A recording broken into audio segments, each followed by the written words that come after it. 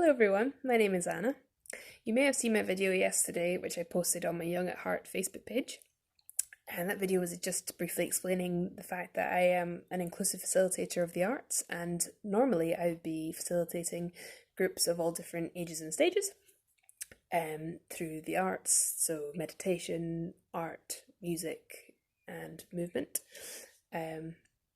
And I thought, since we're all in quarantine at the moment, it'd be quite nice to connect with you all, people that I know and don't necessarily know, and to post some video tutorials as to how you can engage with the arts from home. So first of all, I thought it'd be nice to share with you a reflective space that I have for myself, which I call my devotional space, and encourage all of my friends at home, who I know and don't know, to make your own devotional spaces. Now, what is a devotional space? You may not have heard of this term before. You might use another term, like maybe a safe space or a prayer space.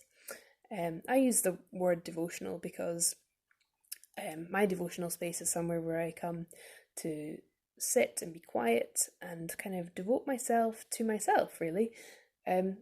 Devote my time and energy into focusing on myself and tuning into where I'm at any given moment.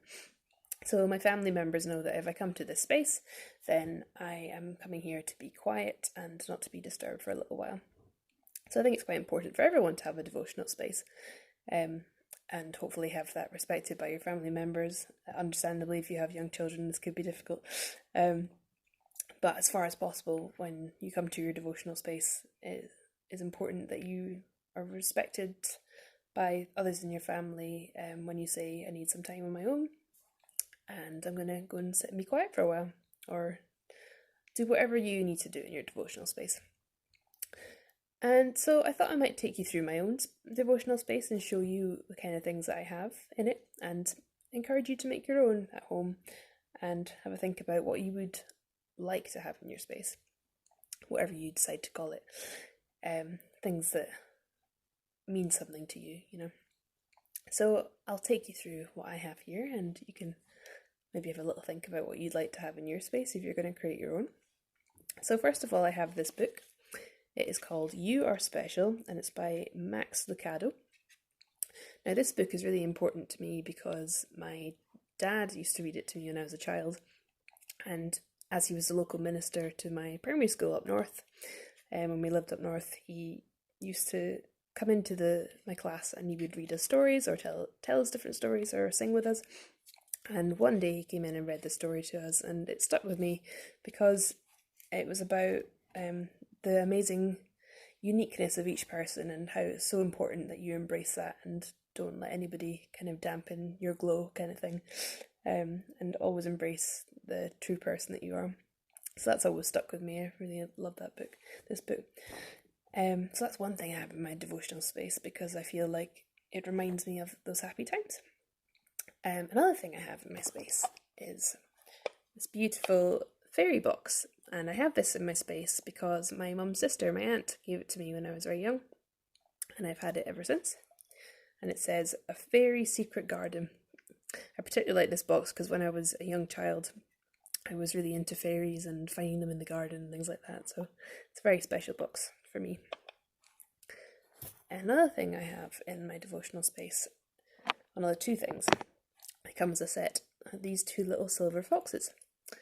Now, these foxes were given to me by an older lady who I used to regularly go and visit when I lived up north with my family, and we used to take her out for coffees and things, and she gave them to me before she passed away. She passed away now about 10 years ago, but I always think about her fondly as if she was like another grandma to me, so that's why I have them in my space. Another thing I have is a stone which says Iona on it. And this stone's really important to me because, for one, I volunteered in Iona as part of the Iona community, first when I was 18, 19, and the second time was a few years later. And the first time that I volunteered in Iona, my family came to visit and stayed in a cottage nearby where I was volunteering, and my sister found this stone on the beach, one of my three sisters, youngest sister, and she painted the word Iona onto it, and gave it to me and wrote a little message on the back for me. So I've always kept the stone and treasured it and thought about that lovely time together. I also have this cross from Iona. It is the cross that stands outside Iona Abbey. It's obviously not the exact cross, but it's a copy, a wooden copy. And I like this cross for one because it reminds me of Iona, but also because it reminds me of my dad, because it's actually his and he let me have it for my devotional space. Yeah, so that's just a few things that I have in my space. You might also like to have things like inspiring words or photographs of friends or family that you're thinking about. For example, I have a word that says gratitude. It's a little angel card that my mum gave me a few years ago.